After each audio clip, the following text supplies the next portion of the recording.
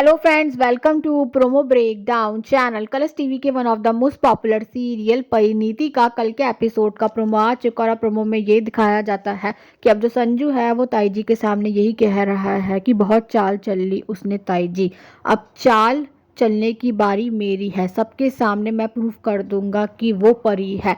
और अब पार्वती जो है वो बबली के सामने यही कह रही है कि उन्हें ऐसा लगता है ना कि वो ये शादी मेरी वजह से कर रहे हैं, तो अब मैं इस शादी को रोके रहूंगी, फिर चाहे ये शादी रोकने के लिए मुझे खुद को जिंदा जलाना पड़े तो मैं जला दूंगी। और अब कहीं ना कहीं चारों तरफ आग लगी हुई है और अब जो पार्वती है अब वो कहीं ना कहीं उस आग के बीच में नजर आ रही है। तो अब कहीं ना कहीं जो पार्वती है वो आग में फंसी हुई है।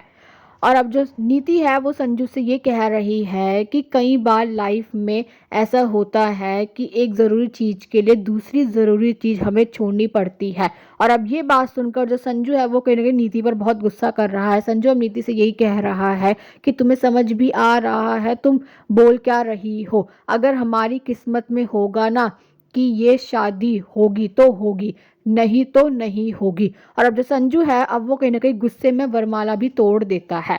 और अब ये देखना तो इंटरेस्टिंग होगा कि आगे जाकर सीरियल में और कौन कौन से ट्विस्ट आने वाले हैं। Thanks for watching this video.